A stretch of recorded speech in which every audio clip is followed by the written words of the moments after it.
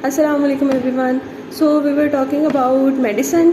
तो उसके अंदर हमने कुछ बातें डिस्कस कर ली थी और कुछ ये था कि मैं आपको बताना चाह रही थी कि बहुत सारे ऐसे टॉपिक्स भी होते हैं कि जो आप यहाँ पे कवर कर लेते हैं तो आपके मेडिसिन और उसमें सर्जरी में और पीट्स में तीनों में कवर हो जाते हैं। ठीक है, तो बहुत सारी चीज़ें ओवरलैपिंग हैं सर्जरी मेडिसिन पीट्स के अंदर। फॉर एग्जांपल इन्फेक्शस डिजीज़ है, अगर आप पीट्स में कर लेते हो तो आपको मेडिसिन में करने की ज़रूरत नहीं पड़ती। ठीक है, उसके बाद जो है ना काफ़ी सारी दूसरी कवर होती है, कोई एक आधी होगी जो वहाँ पर नहीं होगी तो यहाँ से आपको करनी पड़ेगी, वरना वहाँ से कर लोगे तो यहाँ पर कवर हो जाएंगे। और बहुत सारी ऐसी चीज़ें हैं, टॉपिक्स हैं जो मेडिसिन में आप कवर कर लेते हो, डिविजन से कवर कर लेते हो, तो वहाँ से आपको करने नहीं पड़ते। पीट्स में से ना बहुत सारी चीज़ें ओवरलैपिंग हैं। कुछ चीज़ें हैं पीट्स में कि जो स्पेसिफिकली पीट्स की हैं। फॉर एग्जांपल CVS जो है ना पीट्स का, वो बहुत डिफरेंट है डेविडसन के जो CVS है उससे, क्योंकि टॉफ जो होता है बच्चों में होता है। ठीक है, इस तरह की चीज़ें जो हैं वो डक्टस विनोसिस और ट्रंकस आर्टरियोसिस, इस तरह की चीज़ें जो है ना वो सारी उसमें ही होती हैं, बच्चों में, बड़ों में नहीं होती, इसलिए वो आप पीट्स में पढ़ते हो, यहाँ से डिफरेंट होता है। नियोनेटोलॉजी का चैप्टर आता है पीट्स में, वो बिल्कुल डिफरेंट है। ठीक है, वो आपका यहाँ पे कवर नहीं होता, लेकिन काफ़ी सारी बाकी चीज़ें GIT की चीज़ें कवर हो जाती है, रेस्पिरेटरी की कवर हो जाती हैं, और बहुत सारी चीज़ें कि अगर आप डेविडसन में कर लेते हो ना तो आपको पीट्स में करने की ज़रूरत नहीं पड़ती, आप यही चीज़ें रिपीट कर सकते हो वहाँ पे। ठीक है, वहाँ पे आप डायरिया शायरिया वगैरह कर लेते हो, यहाँ पे चल जाता है। इस तरह ये होता है कि मिल बांट के गुजारा हो जाता है। बहुत सारे टॉपिक्स ऐसे होते हैं जो सर्जरी के अंदर आप कवर कर लेते हो तो यहाँ पे आपको कवर नहीं करने पड़ते। ऐसी डिजीज जिनका ट्रीटमेंट सर्जिकल है तो वो आपने सर्जरी से ही कवर करनी है। अगर मेडिसिन में आ भी जाता है उनसे क्वेश्चन तो आप सर्जरी से लिख के, सर्जरी वाला लिख के अटैम्प्ट कर सकते हो। ठीक है, बहुत सारी चीज़ें ओवरलैपिंग है। ठीक है, तो इसलिए जो है ना थोड़ी स्मार्ट अप्रोच से चलना है। और याद आपने क्या करनी है, डायग्नोसिस एंड ट्रीटमेंट्स, डायग्नोस कैसे करना है, डायग्नोसिस बनाना है, ये चीज़ें आपकी ज़्यादा मोस्ट इंपॉर्टेंट चीज़ें हैं। ठीक है, उसके अलावा आपकी बाकी चीज़ें क्या होती हैं, बाकी आपकी जो मार्क्स डिस्ट्रीब्यूशन है वो मैंने आपको बताई कि कैसे होती है कि पेपर 1 पेपर 2 होता है। ठीक है, दोनों पेपर्स के अंदर मार्क्स की डिस्ट्रीब्यूशन ऐसे होती है कि 65 दोनों में MCQs होते हैं, 65 MCQs और 13 SCQ दोनों में ईच। ठीक है, पेपर 1 में भी 13 SCQ, पेपर 2 में भी 13 SCQs। यूएचएस वालों को टोटल मार्क्स 500 होते हैं सिंगल सब्जेक्ट के, मेडिसिन सर्जरी के। ठीक है, और यहाँ पे एक्चुअली में 600 ही मेडिसिन के होते हैं, 600 ही सर्जरी के होते हैं। ठीक है, तो थोड़ा सा वेरी करता है, लेकिन पेपर पैटर्न ऑलमोस्ट यही होता है, 65 MCQs और 13 SCQ। उसके बाद जो है वो बाकी मार्क्स डिस्ट्रीब्यूशन होती है आपकी ऑस्कीज़ की और शॉर्ट केस लॉन्ग केस के।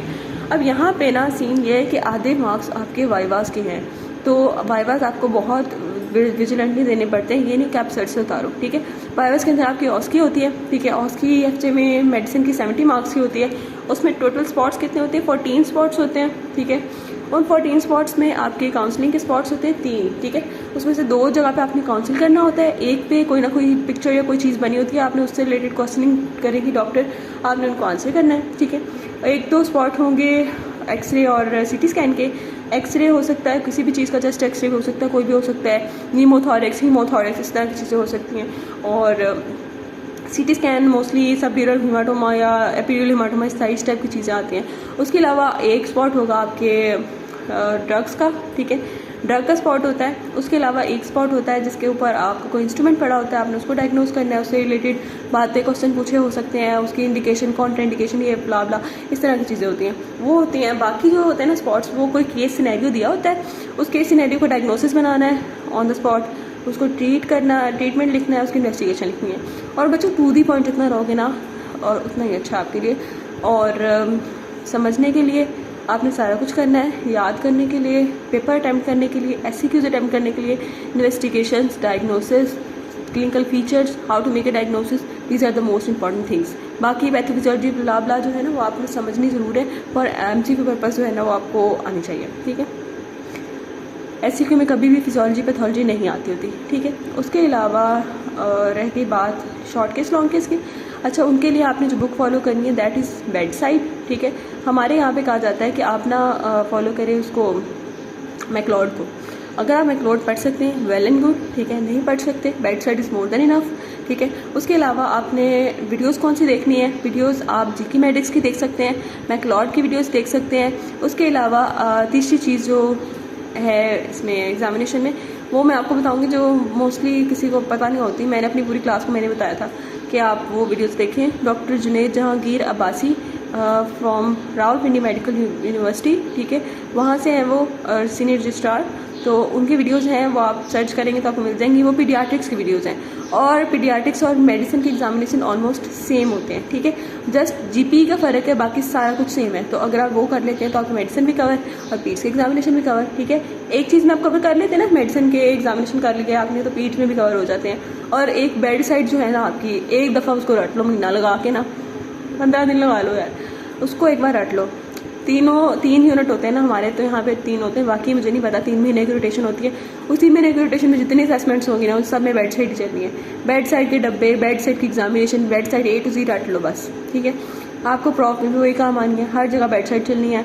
आपको पीड्स के अंदर भी बेड साइड चलेगी, मेडिसिन में भी बेड साइड चलेगी, बेड साइड के आगे क्वेश्चन, बेड साइड के बॉक्सेस, हर चीज़ बेड साइड की चलेगी, ठीक है। A to Z bed side को रटा मार लो, प्रैक्टिस करो, पेशेंस से प्रैक्टिस करो, जितना वार्ड में टाइम स्पेंड कर सकते हो करो। उसके अलावा आखिरी चीज़ आ जाती है लॉन्ग केस। लॉन्ग केस के लिए आपको बताना था कि लॉन्ग केस क्या होता है कि आपको केस अलॉट कर दिया जाता है, आपने जाकर उसकी हिस्ट्री लेनी है। मेडिसिन की history slightly different from surgery की हिस्ट्री।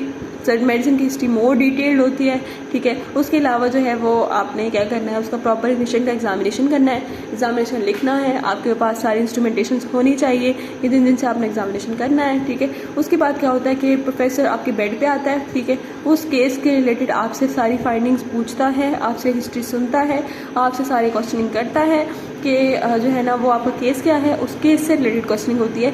और एग्जामिनर को उतना ही घुमाओ जितना आपका केस है, जितना का आपको आता है, ठीक है। ज़्यादा मुश्किल टर्म्स बोलोगे तो आप खुद ही फंसोगे, आगे से आगे वो उसी चीज़ से बातें निकालता जाएगा।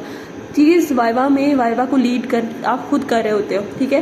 वाइवा देने का तरीका ये होता है कि आपने चीज़ों को लिमिटेड रखना है, जितना पूछा है उतना जवाब दो, नाम उसी चीज़ का लो जिसके आगे बारे में बता सको, ठीक है। टीचर आगे से आगे बातें निकालेगा उसी चीज़ से, ठीक है।